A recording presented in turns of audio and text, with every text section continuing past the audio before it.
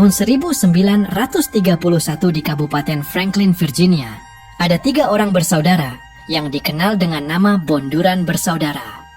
Mereka adalah Howard, kakak tertua yang sangat barbar dalam hal baku hantam. Kemudian Forrest adalah anak kedua yang sangat tenang, bijak dalam perkataan dan tindakannya, tapi sangat berbahaya karena punya prinsip hidup yang sangat kuat. Dan yang terakhir adalah Jack, si bungsu yang pemalu dan penakut. Bonduran bersaudara selalu percaya dengan legenda yang mengatakan bahwa mereka tak bisa mati. Bukan tanpa alasan, Howard dulunya adalah seorang prajurit dan ikut di dalam perang. Saat semua batalionnya mati di lautan, hanya dia yang selamat. Sedangkan Forrest, saat wabah virus menjalar dan menjangkit semua orang di wilayah itu, dia bertahan hidup. Karena beberapa alasan itu, Bonduran bersaudara sangat mempercayai legenda keluarga mereka yang tak bisa dibunuh oleh apapun. Dan karena doktrin legenda itu juga, mereka sangat percaya dalam segala situasi. Bonduran mencari uang dengan cara menjalankan bisnis miras ilegal yang memang dilarang oleh negara. Setiap harinya, mereka selalu menyelundupkan miras ke rekanan mereka di bar sekitar wilayah situ. Here comes.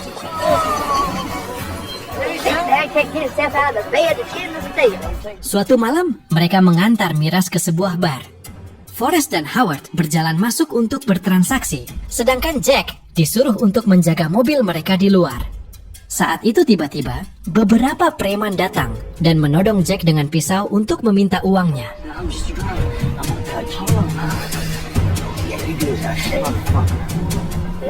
Jack terlihat panik di sini. Untungnya Forrest dan Howard yang sudah selesai transaksi pun tiba. Melihat adik mereka dipalak orang, Forrest dan Howard terlihat sangat tenang, lalu sambil memberikan beberapa wejangan untuk preman-preman itu. Forrest berjalan maju dan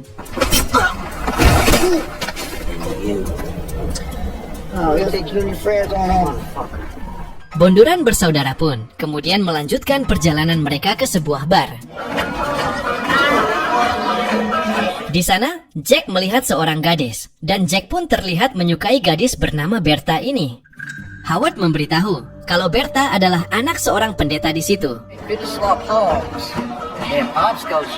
Besoknya, Forrest yang berjalan masuk ke bar miliknya, melihat ada seorang wanita yang menunggunya. Wanita ini bernama Maggie. Dia datang untuk melamar pekerjaan di bar miliknya. Forrest pun dengan tanpa ekspresi, kemudian menerima Maggie bekerja di barnya itu.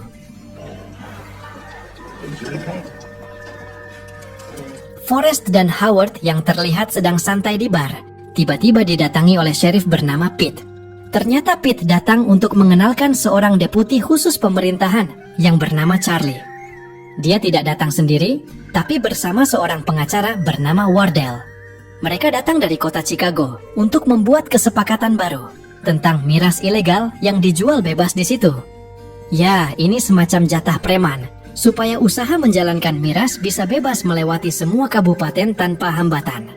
Sheriff menambahkan bahwa seluruh kabupaten pasti akan menyetujui ini, supaya terhindar dari proses hukum. Forrest yang memang tak takut dengan siapapun ini, tentu saja menolak tawaran pungli itu. Deputi Charlie terlihat sangat meremehkan Forrest, tapi Forrest pun malas berurusan dengannya, dan mengatakan kalau dia tidak peduli dengan tawaran mereka.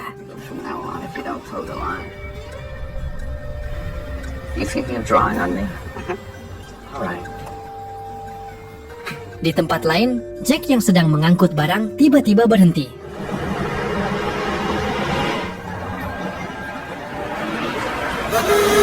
Lalu ini adalah Floyd Banner, seorang gangster paling sadis di Virginia. Jack melihatnya menembak sebuah mobil dengan santai di situ.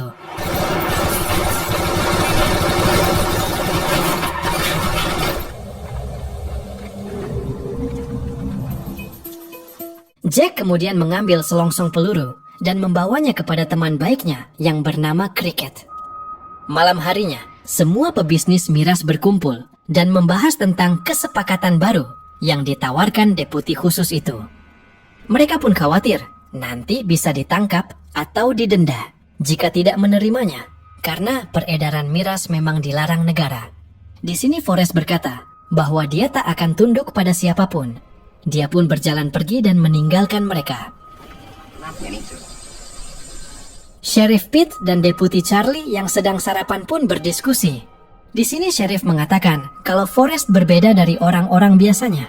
Dia sangat tangguh dan tak bisa dibunuh. Charlie yang mendengar itu pun tertawa dan mengatakan kalau tak ada orang yang hidup abadi di dalam dunia ini.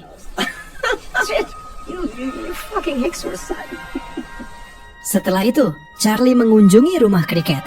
Dia mendapat info bahwa Cricket tahu tentang tempat penyulingan dan juga tempat penyimpanan uang hasil penjualan miras bonduran.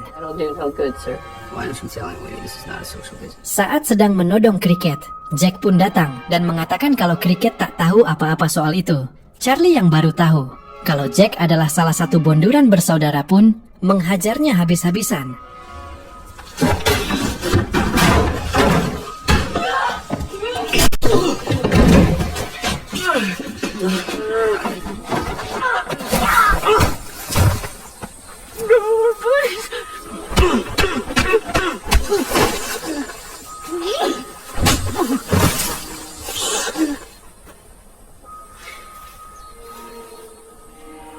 Lalu menyuruhnya mengirim pesan kepada Forrest kalau Charlie akan mendatangi mereka juga.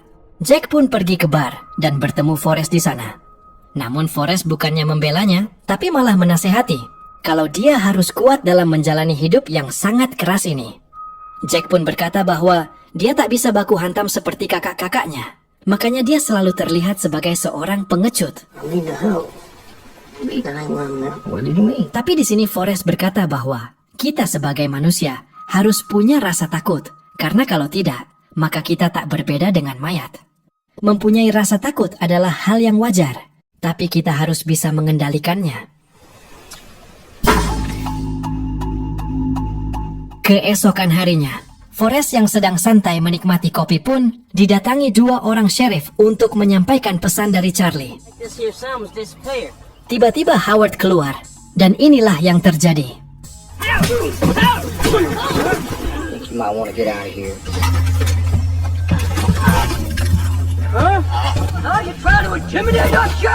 Terlihat bahwa Howard memang sangat barbar dan tak peduli dengan siapapun ketika marah. Saat Howard mau mencekoki bensin ke dalam mulut sheriff, Forrest menyuruhnya untuk berhenti. Forrest pun berkata, jangan pernah datang lagi ke rumahnya. Di malam harinya, ada dua orang sedang mengganggu Maggie. Forrest pun mengusir mereka dari barnya, tapi karena melawan, Forrest menyeret mereka keluar.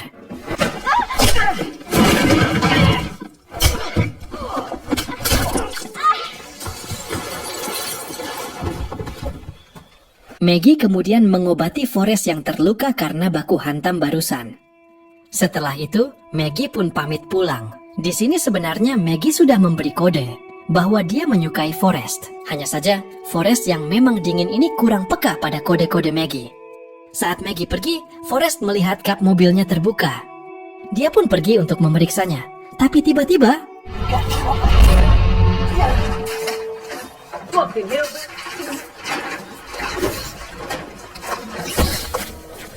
Maggie yang sedang dalam perjalanan pun berhenti. Dia masih penasaran dengan Forrest, makanya dia pun memutuskan untuk balik ke rumah Forrest. Akan tetapi, di sana dia tak menemukan Forrest. Dia malah bertemu dengan pria-pria yang mengganggunya tadi. Dan kalian pasti tahu apa yang terjadi selanjutnya. Besoknya, Forrest terlihat sedang dirawat di rumah sakit. Jack dan Howard berdiri di situ, sambil mengagumi Forrest yang bisa berjalan sendiri kilauan meter dengan kondisi leher tergorok.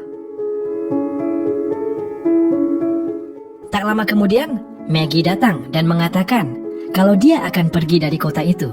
Tapi Forrest menahannya dan menyuruhnya untuk tinggal saja di rumah Forrest.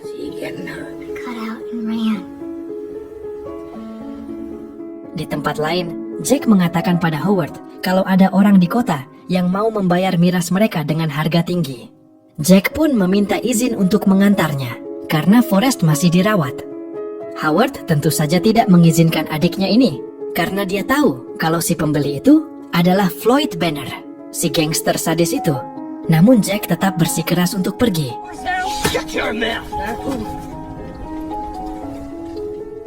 Dan setelah mengambil kunci gudang secara diam-diam, dia pun mengajak Cricket pergi bersamanya. Hey, grab that torch. Everybody don't give me cough. Di malam hari, saat mereka tiba di kota dan melakukan transaksi, ternyata para gangster sudah menggali lubang dan berencana akan menguburkan mereka di situ.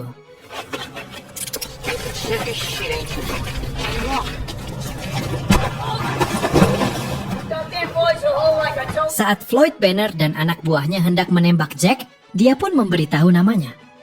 Mendengar nama bonduran, Floyd Banner pun tak jadi membunuh Jack dan Cricket. Dia kemudian membawa Jack ke dalam kantornya, membayar Jack, serta memberikan alamat dari orang-orang yang menggorok leher Forrest. Dia berkata kalau orang-orang itu dulunya adalah anak buahnya, tapi mereka meninggalkannya karena lebih memilih bekerja untuk Charlie. Dia pun menambahkan kalau anggap saja informasi itu adalah hadiah darinya untuk Forrest.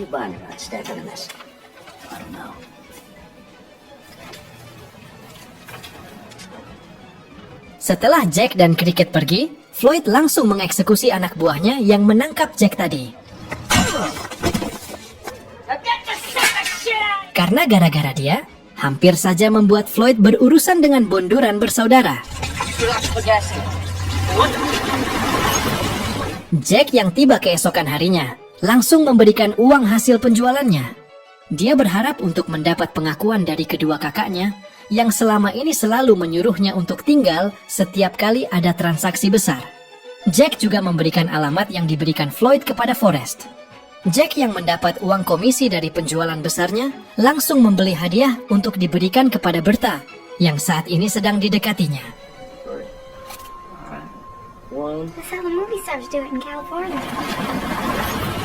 Malam harinya, saat tiba di rumah, ternyata hanya ada Maggie di sana. Maggie pun memberitahu pada Jack kalau Forrest dan Howard sudah pergi ke alamat yang diberikan Jack tadi. Jack langsung menuju ke tempat itu dan menemukan Forrest dan Howard baru saja selesai menghabisi orang-orang itu. Jack pun disuruh untuk membawa potongan burung orang-orang itu ke Charlie.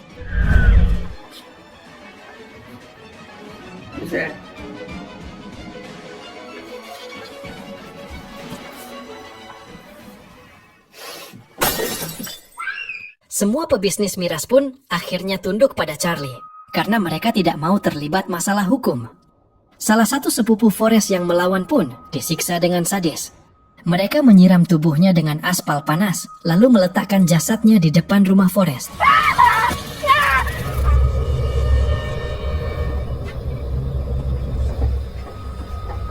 Di wilayah itu, tinggal bonduran bersaudara saja yang tidak mau tunduk pada Charlie. Dan ini tentunya menjadi ancaman tersendiri untuk keselamatan mereka. Jack yang makin hari makin dekat dengan Bertha pun mengajaknya untuk pergi melihat tempat penyulingan miras kakaknya yang berada di tengah hutan. Tanpa disadari, Charlie ternyata sudah mengikuti mereka, lalu dia pun mengepung tempat itu.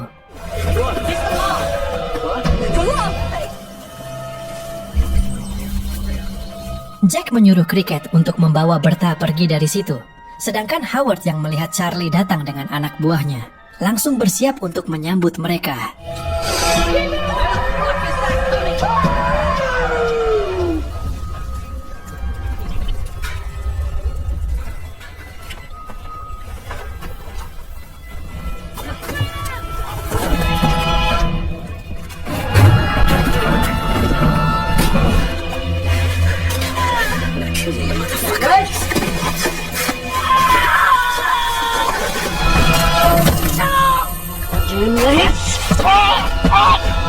Not gonna shoot me.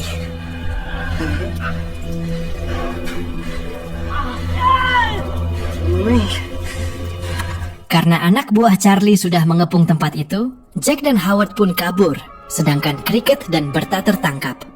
Bertha kemudian dilepaskan, tetapi Cricket langsung dieksekusi mati oleh Charlie.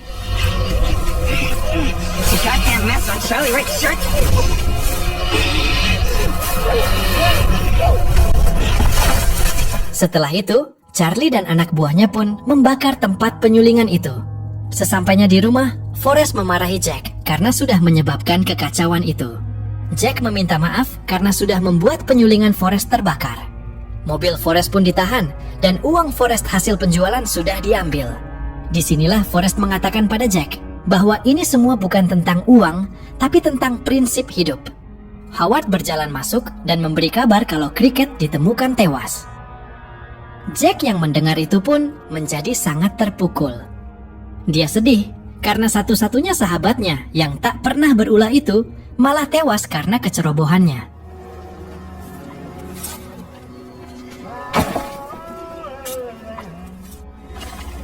Kemudian, Sheriff Pete datang ke rumah Forrest. Jack yang masih marah pun menahannya di luar rumah. Sheriff mengatakan kalau kedatangannya bermaksud untuk menjelaskan bahwa dia dan anak buahnya tak ada kaitan apa-apa dengan kematian Cricket. Dia juga menginformasikan bahwa pengacara Wardell telah mengirim pasukan tambahan dari kota untuk membantu Charlie menangkap bonduran bersaudara yang tidak mau mematuhi aturan mereka. Sekarang, jembatan yang adalah satu-satunya pintu masuk dan keluar kota telah ditutup oleh Charlie dan pasukannya.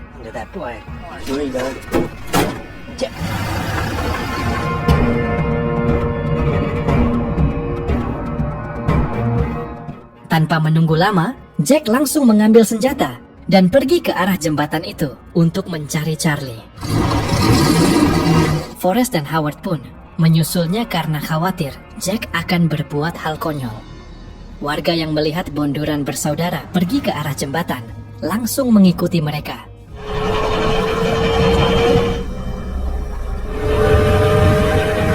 Di jembatan itu Jack turun dan meneriaki nama Charlie. Charlie keluar dan tanpa banyak basa-basi langsung menembak Jack.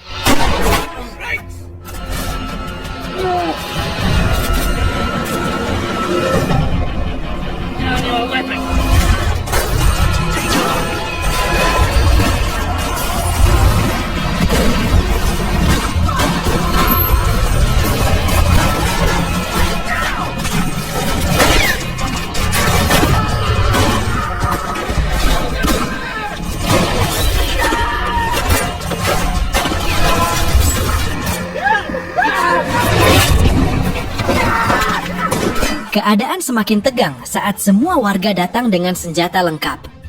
Charlie yang melihat bonduran bersaudara sudah terkapar pun maju untuk menembak mereka. Tapi untuk menghindari kekacauan, Sheriff Pete langsung menembak kakinya.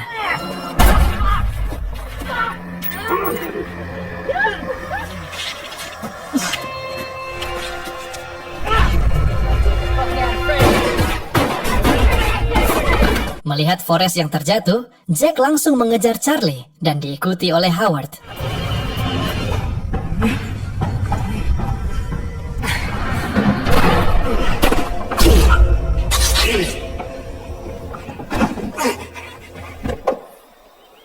Akhirnya, Charlie pun ditamatkan perannya di film ini.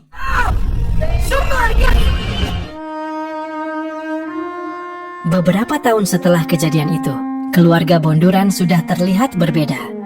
Masing-masing dari mereka sudah menikah dan mempunyai anak. Mereka juga sudah hidup sebagai warga negara yang tentunya taat hukum. Di tahun 1933, aturan tentang larangan peredaran miras dihapus dan wilayah Franklin menjadi wilayah produksi whisky terbesar. Pengacara Wardell pun ditangkap di tahun yang sama atas tuduhan korupsi.